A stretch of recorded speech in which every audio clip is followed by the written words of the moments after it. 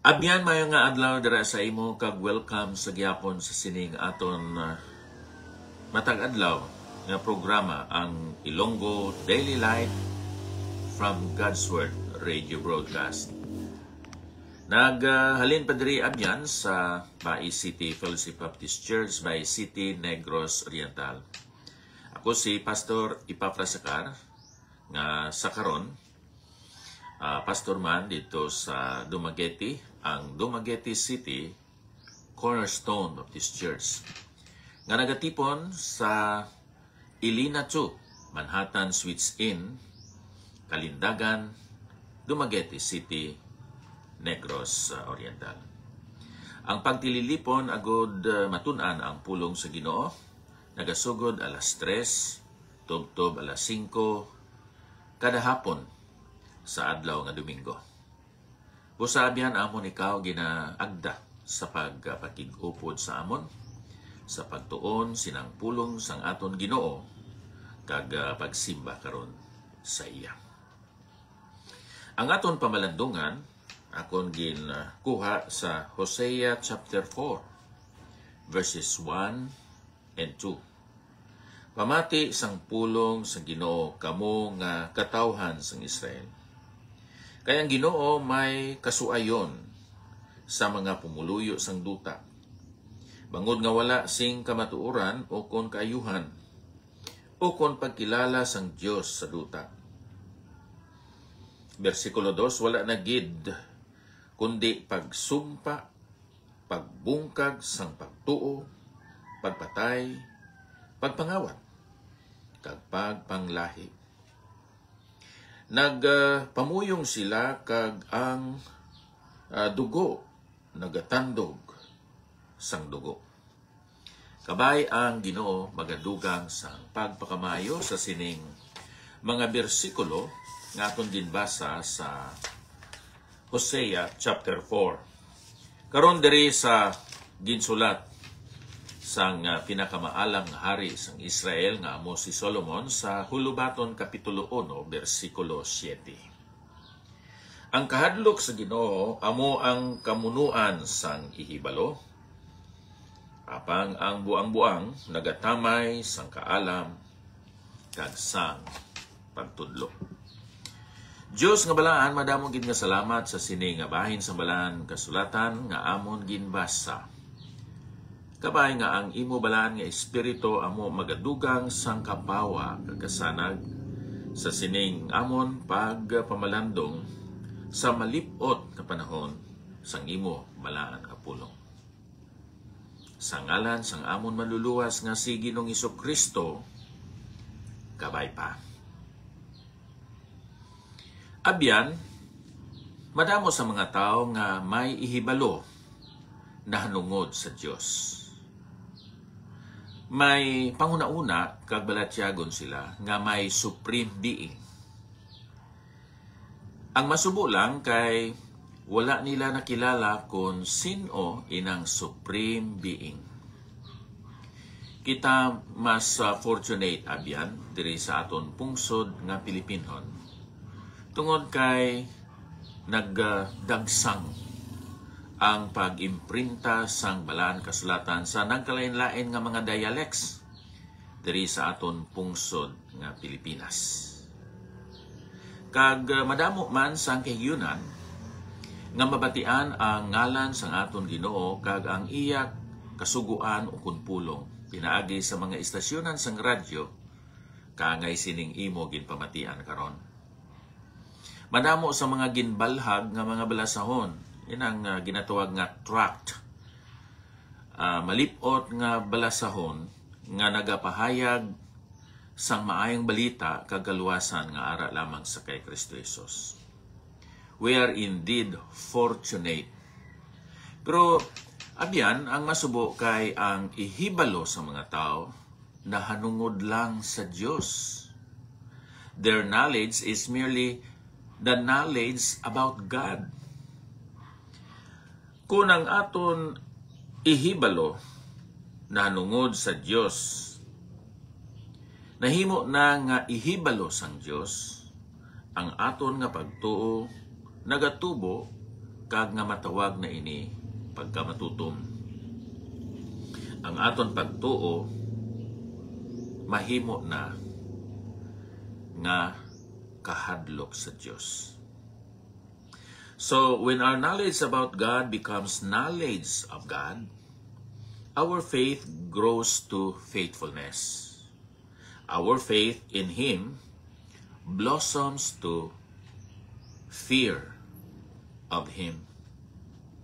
Ini bala ang aton ihibalo nanungod sa Dios kung aton tumanon ang iya pulong, ang iya kabubuton, kag sundo naton ang iya mga pamaagi. Mahimo na ini nga kaalam halin sa Dios. You know, when our knowledge about God and His principles, commands, words, will, and ways, aton ini nga igakabuhi. Ang aton nga kabuhi hindi lamang may ihibalo nanungod sang Dios, kundi may ihibalo gid sang Dios. Aton tanawon ang kahimtangan sa mga katawhan sang Israel diri sa Hosea chapter 4. Pamati sang pulong sang Ginoo. Kamo nga mga katawhan sang Israel kay ang Ginoo may kasuayon sa mga pumuluyo sang duta. Bangod nga wala sing kamatuoran o kon kaayuhan o kon pagkilala sang Dios sa duta. Wala na gid kundi pagsumpa, pagbungkag sang pagtuo, pagpatay, pagpangawat, kag pagpanglahi. Nagpamuyong sila kag ang dugo, nagatandog sang dugo. Amoy ning masubo nga kahimtangan sa sining gitawag nga mga pinili nga mga katawhan sang Dios. Instead nga sila mangin suga dito sa ilang lugar, gitawag naton ina karon nga Middle East. Nahimo na sila nga mga katawhan sang kadulom, kag ginatawag na men and women of darkness, and they were the cause, when we study the Word of God, the cause of confusion to the people around that place, that country.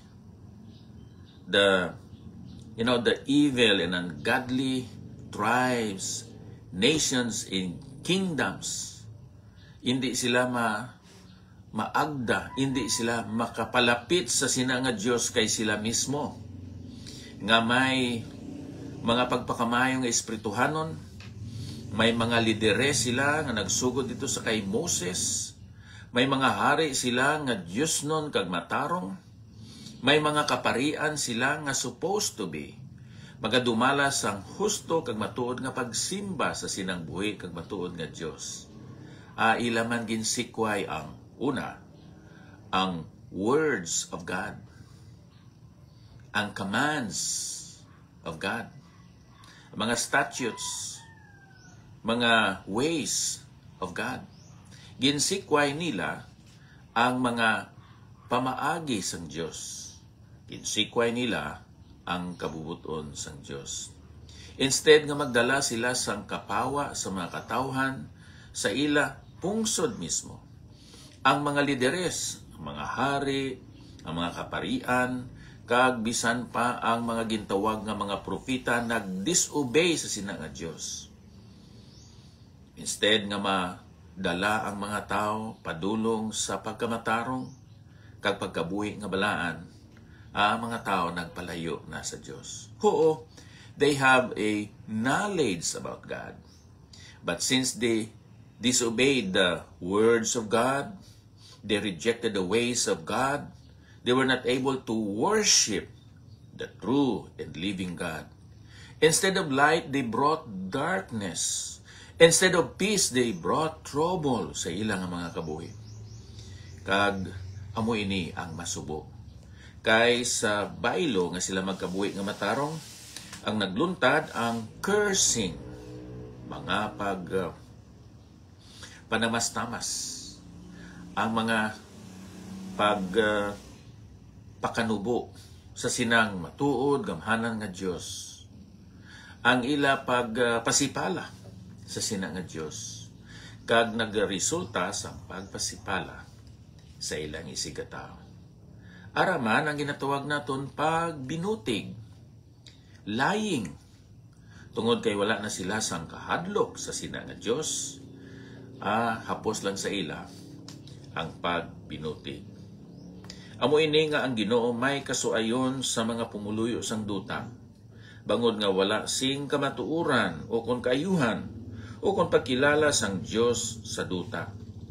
Wala na gid kundi pagsumpa, pagpanamastamas, pagpasipala, pagbungkag sang pagtuo.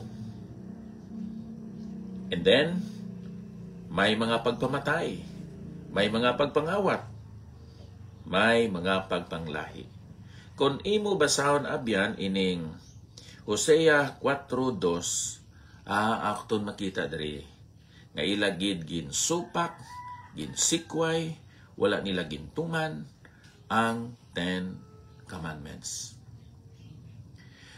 The children of Israel come to the place in their unfaithfulness, or they had come to the place in their unfaithfulness where they had forgotten God's law. Particularly, abyan, sa naga-relate sila sa sinang Diyos, sa ila isigataw. Ini nga mga katawhan sang Israel, they took the Lord's name in vain. They were lying. They were killing each other. There was stealing and adultery sa versikulo 2. Labi na gid abyan ila na limtan ina nga Dios. Kay sa nagapadayon kita abyan sa pagpakasala, mangin madulo mga aton panguna-una. Aton tuuhan bisan pa ang aton binuting. Mangin matiga ang aton mga tagipuson nga ang pagtudlo, pagtuytoy, paghikap sang balaan nga espiritu hindi na mabatyagan kay ang kasing-kasing o kun ang tagipuson makibula na. Kag ang masubo pagid kay mangin maluya sila sa ila mga tiil. Hindi sila makalakat suno sa mga dalanon sang Dios.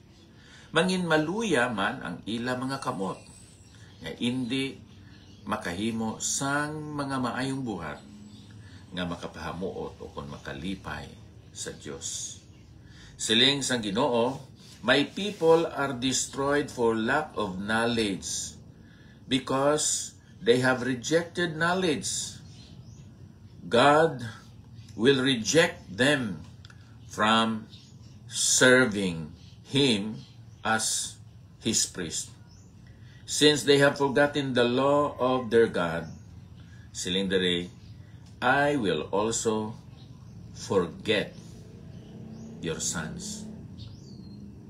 Kay balo ka abyan nga kung ikaw nagapakasala, may bunga, may epekto ina, hindi lang sa imo nga kabuhi, kundi bisan pa sa imo pamilya, sa imo mga hinigugma sa kabuhi, kag sa imo mga acquaintances, sa imo mga kabyanan. Masubuan sila, ma-disappointed, ma-discourage sila, tungod kay ikaw nagapadayon sa pagpakasala. Kabay pakuntani abyan, nga inang imo ihibalo na nungod sa Dios, magatubo nga mahimo ina nga ihibalo sang Dios.